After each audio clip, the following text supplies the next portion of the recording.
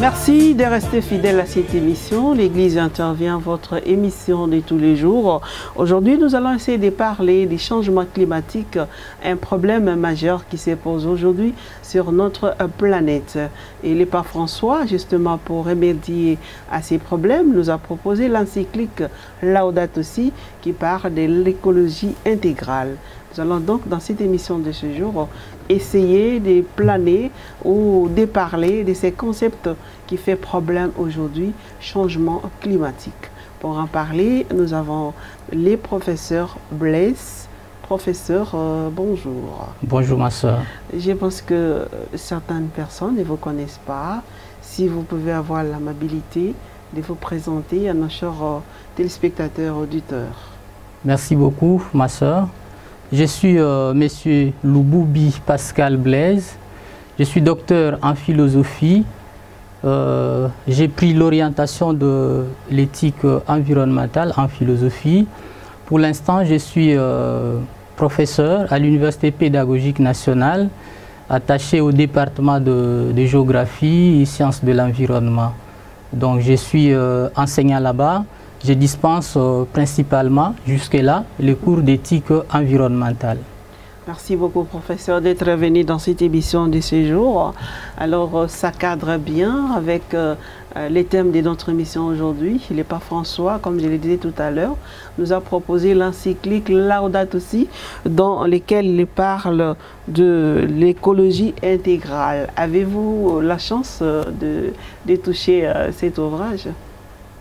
Oui, effectivement, lors de la rédaction de ma thèse de doctorat, j'ai lu plusieurs fois cette encyclique qui, d'abord en tant que chrétien catholique, je ne peux pas ne pas le lire. Donc c'est un ouvrage très important. Et moi personnellement, ce que j'ai aimé, c'est justement cette option de l'écologie intégrale. Ce n'est pas une écologie minoritaire ou une écologie exclusive, mais c'est une écologie qui prend en compte tous les aspects de la vie. Au fait, ici, ce que j'ai aimé d'abord, c'est cette position du pape. Il dit « Rien de ce monde ne nous est indifférent », ce qui montre que l'Église est totalement impliquée dans tous les aspects de la vie. Et dans cette encyclique, le pape est en train de développer une écologie qui permet non seulement de prendre en compte la planète en soi, mais aussi les citoyens et particulièrement les pauvres. Les pauvres qui sont marginalisés. Tout à fait, parce qu'il parle de l'inégalité. Et il montre que les pays pauvres, là où vivent les pauvres, c'est considéré comme un dépotoir. Alors il faut prendre en compte cet aspect des choses. Parce que pour lui, la démarche écologique est avant tout une démarche sociale. Il insiste sur la justice sociale et la justice environnementale ou la justice climatique. Voilà, professeur, justement, vous nous avez déjà introduit dans les bancs des contenus de cette encyclique, mais le pape essaie un peu justement de développer quelques prioritaires qui demandent à ceux qui peuvent nous aider à protéger notre terre commune, comme lui-même aime bien appeler. Est-ce que vous pouvez nous donner ces quelques priorités que le pape énumère dans cette encyclique? En fait, l'adresse du pape, il s'adresse à tout le monde, à tous ceux qui sont animés de la bonne foi pour prendre en compte les problèmes de la planète et les problèmes des pauvres, ceux qui entrent dans cette écologie intégrale. Parce que ce sont les politiques, les acteurs majeurs de la société qui doivent prendre des décisions.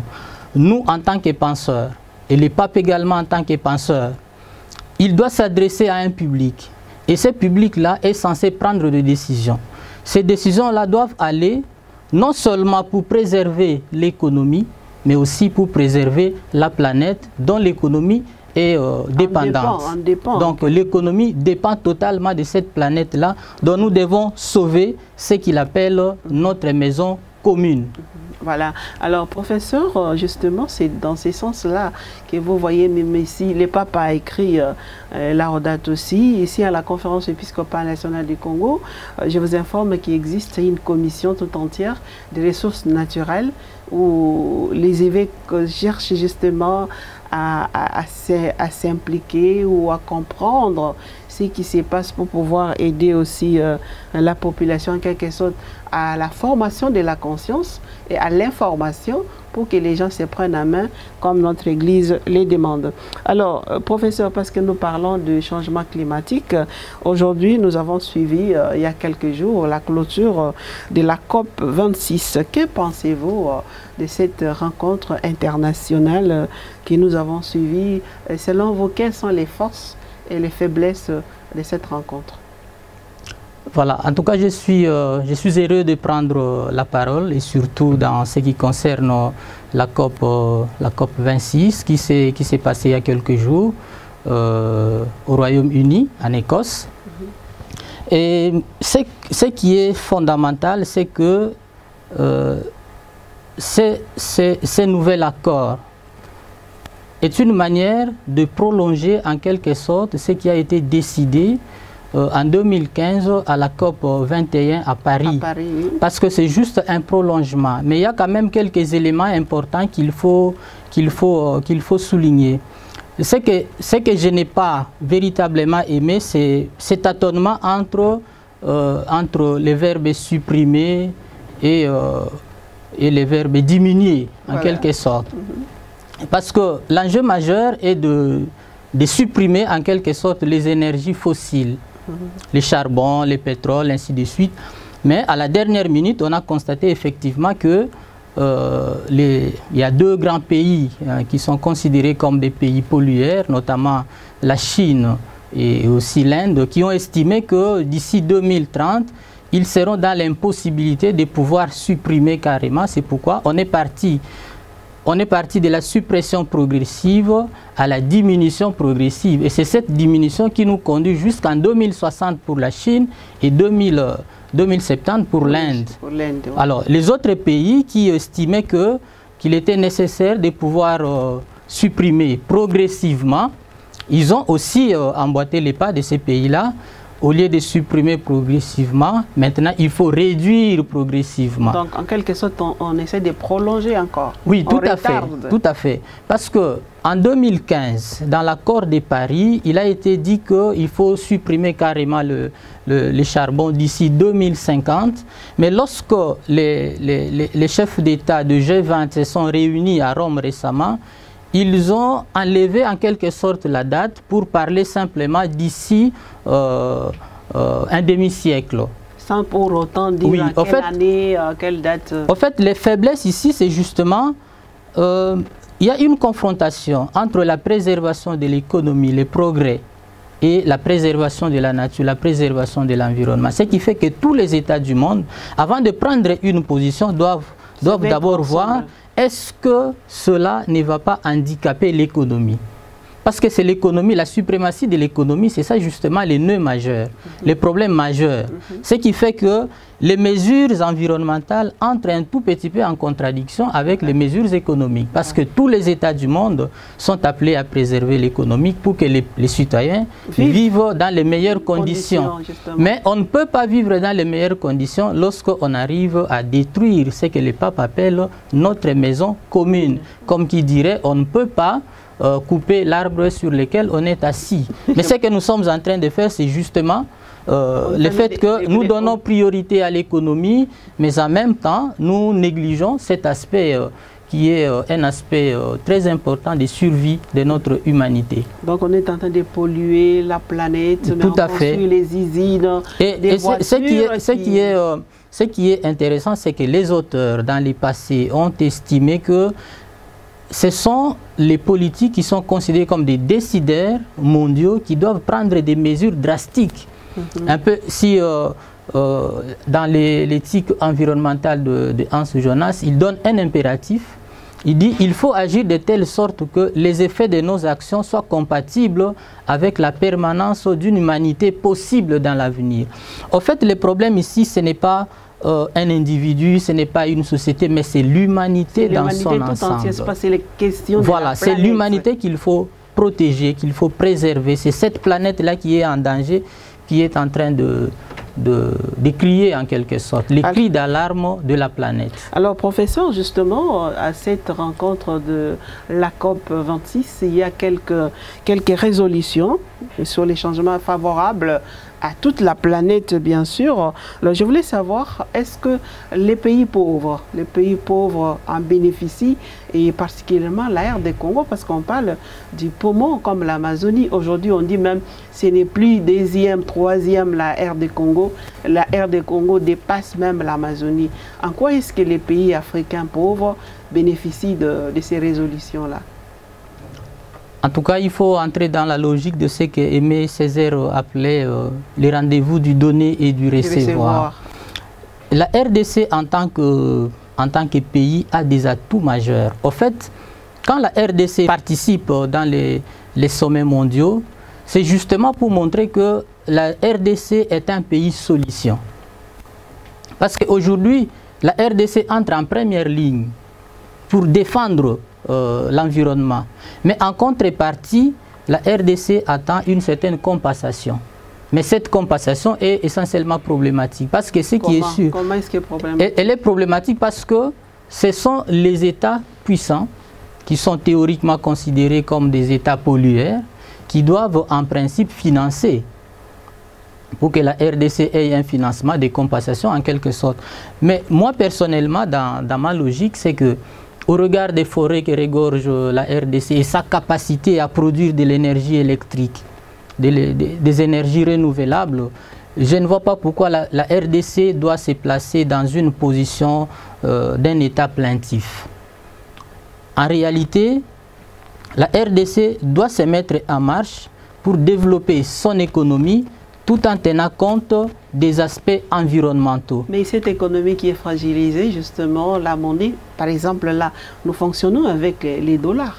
Notre monnaie n'a pas de valeur. Oui, tout à fait. Comment est-ce qu'on veut s'en passer avec les grandes puissances? Je ne veux pas faire de la RDC comme étant un pays marginalisé en soi, qui va se retirer des autres États. Non, il y a une compétition internationale. Mais ce qui est sûr, lorsque les États se réunissent, chaque État préserve ce qui est important pour lui.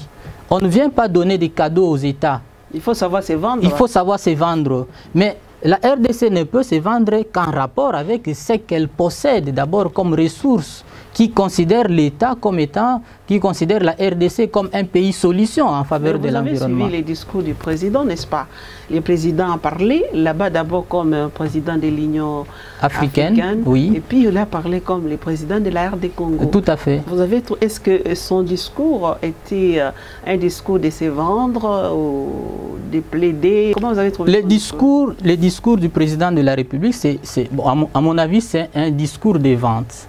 On vend positivement la RDC, on présente les atouts de la RDC et on demande au monde de pouvoir compenser en quelque sorte les efforts de la RDC à préserver les forêts, à préserver ses forêts et aussi ses capacités à pouvoir produire de l'énergie électrique. Parce que si de l'autre côté, on est en train de chercher comment éradiquer ou en quelque sorte supprimer progressivement ou réduire progressivement les énergies fossiles, la RDC a cette capacité de pouvoir produire de l'énergie électrique. Alors qu'est-ce qui a fait que la RDC a reçu peu, qui est l'Afrique du Sud?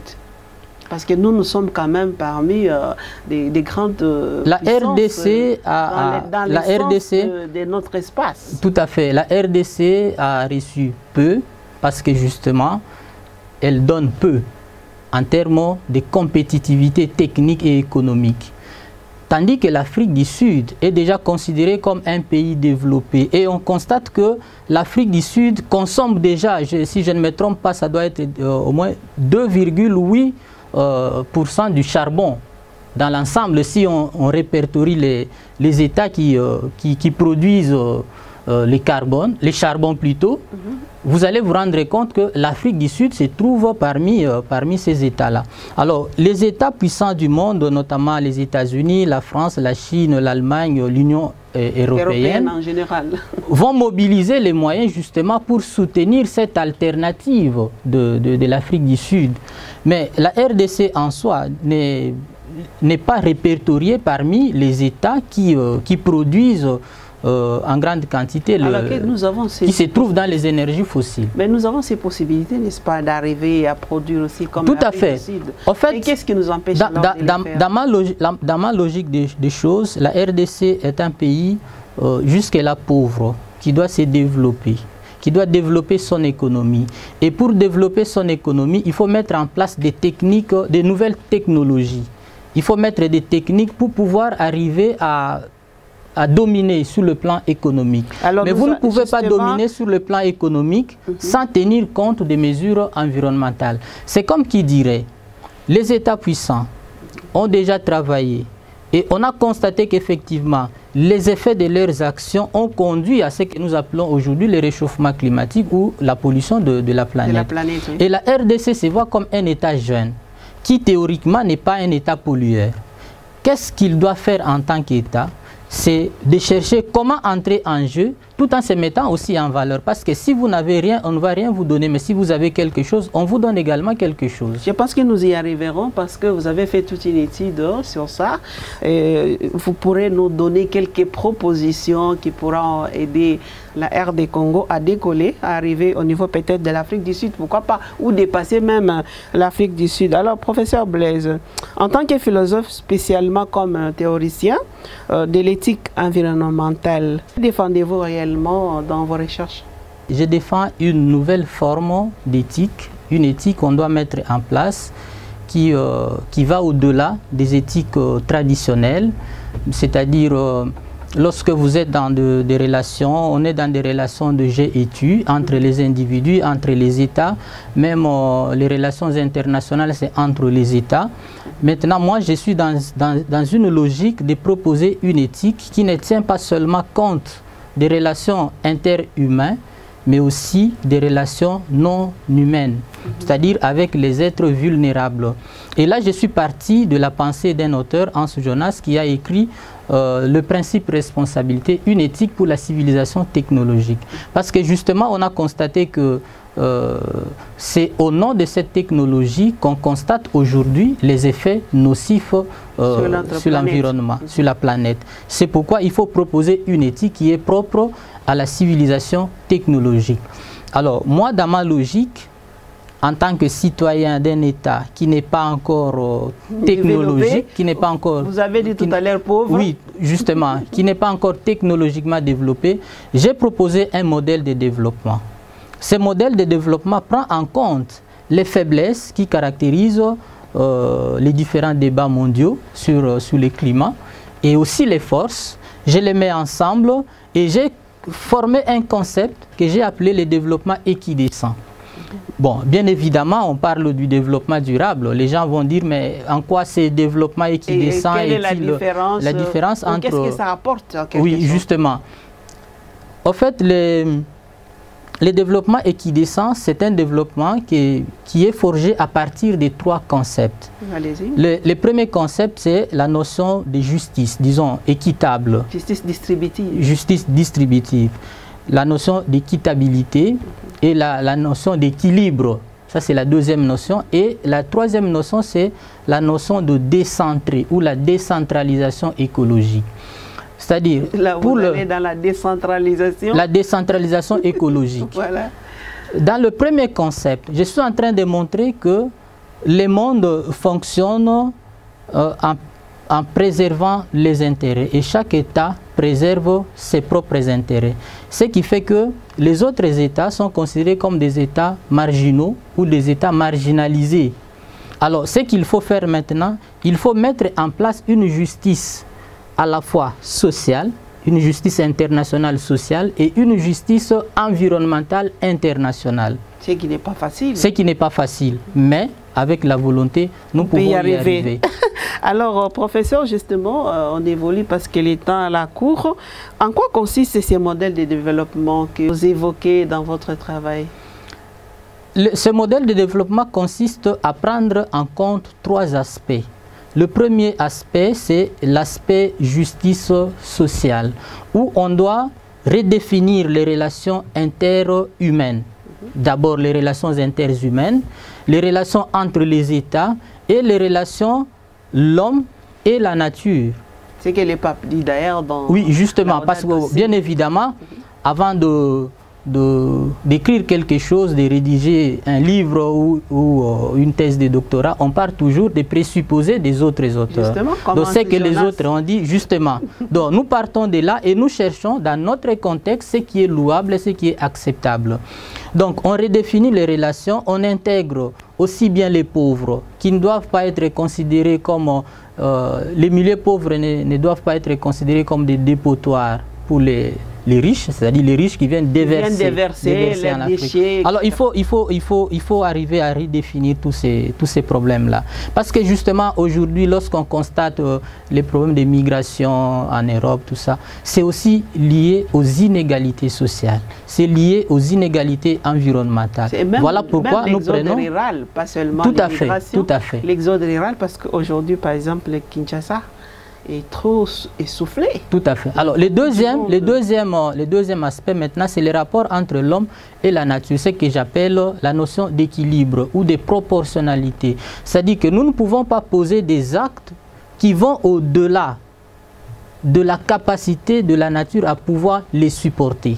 Parce que la nature est fragile.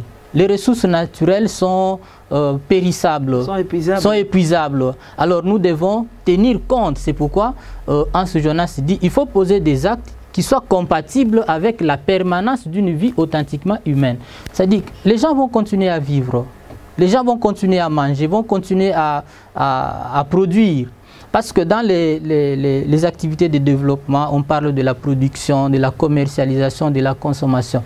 Les gens vont produire, les gens vont vendre, les gens vont consommer. Mais il faut qu'il y ait une consommation juste et rationnelle. Équitable aussi. Voilà. Alors, les derniers oui, permettez-moi de finir. Oui. Les derniers, c'est la décentralisation écologique.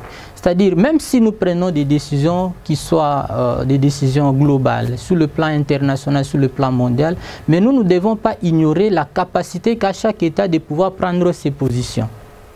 Parce que donc, on ne peut pas demander, oui, on ne peut pas demander à la RDC de se conformer seulement à ce qui est décidé là-bas. La RDC en tant qu'État doit avoir aussi sa propre position. Et au niveau interne, au niveau national aussi, il faut partir vers les entités décentralisées. C'est-à-dire que tout ne doit pas se faire par Kinshasa. Ce n'est pas Kinshasa qui doit tout commander. Parce que lorsque vous donnez des mesures environnementales aux provinces, ce sont les gouverneurs, des chefs des quartiers, des rues, ainsi de suite, qui doivent matérialiser ces projets. Voilà pourquoi j'estime qu'il est possible de pouvoir décentraliser les pouvoirs écologiques. C'est-à-dire nous partons d'un niveau international vers le niveau national et le niveau national vers le niveau local. Je pense que ça c'est très important parce qu'on a vu dernièrement la rivière Kasaï qui a été polluée, les poissons sont morts. On n'a pas vu des actions qui se sont suivies. Il a fallu que la ministre, madame la ministre, puisse descendre là-bas sur les lieux. Mais les gens qui vivent même sur les lieux, ils n'ont rien fait de spécial. C'est ça justement qui atteste la nécessité de la décentralisation écologique. Ce n'est pas seulement le ministre national, mais aussi le ministre provincial qui doit intervenir déjà à son niveau. Voilà. Professeur, vous avez travaillé sur les philosophes Hans Jonas avec l'éthique de la responsabilité. Et si nous devons actualiser l'éthique de la responsabilité en République démocratique du Congo aujourd'hui, quelles sont les recommandations que vous pouvez adresser aux Congolais et aussi au gouvernement pour ce qui concerne la protection des changements climatiques, mais aussi de l'écologie avec qui nous entoure en quelque sorte? Bon, personnellement, en termes de propositions, c'est de demander aux États de pouvoir mettre en place les possibilités pour concilier les progrès économiques et la préservation de la nature. Dans ce texte que j'ai rédigé dans le cadre de mes recherches doctorales, de l'autre côté de l'aspect décentralisation écologique, j'ai proposé à ce que les citoyens soient suffisamment informés, soient impliqués aussi dans la gestion de l'environnement à partir d'une éthique environnementale, à partir d'une éducation environnementale, faire des citoyens, non pas seulement les hommes sociaux, mais aussi les hommes éco-sociaux, c'est-à-dire dans chacune des actions, dans chacun des actes que nous devons poser, dans chacun des gestes que nous devons poser, nous devons intégrer l'aspect écologique pour qu'on parle des éco-citoyens, des éco-gestes, des éco-développements, ainsi de suite. Ce sont là les éléments novateurs de cette ouverture vers un nouveau monde, vers la transition écologique. C'est-à-dire qu'on ne doit pas considérer la société comme étant quelque chose qui doit fonctionner seulement avec les principes démocratiques, mais aussi avec des principes éco-démocratiques. Merci beaucoup, professeur Blaise. Je rappelle que vous êtes docteur en philosophie et vous avez plus travaillé dans l'axe développement intégral, si on peut le dire dans ce sens-là, environnemental. Vous maîtrisez la question qui cadre avec l'environnement. C'est dans ces cadres-là que nous vous avons appelé dans cette émission. Et vous avez lu aussi l'encyclique du pape François, c'est Laudate aussi, dans laquelle vous avez puisé aussi quelques orientations qui vous a permis de rédiger votre travail, même si ce n'est pas un peu plus philosophique, c'est un peu théologique, mais la philosophie embrasse un peu tous les domaines en ce sens-là. Chers spectateurs, chers auditeurs, nous pouvons que remercier notre invité du jour qui nous a donné le goût de lire son travail. Nous espérons que le travail sera aussi proposé au ministère de l'Environnement pour puiser des orientations, des propositions qui pourront être utiles pour la RD Congo et pour toute la planète. Et c'est par ici que nous mettons point à cette émission de ce jour. Dans Église intervient pour vous signifier que l'Église intervient dans tous les domaines pour le bien-être du peuple congolais. Merci beaucoup de nous avoir suivis et les rendez-vous pour les prochains numéros dans notre émission L'Église intervient.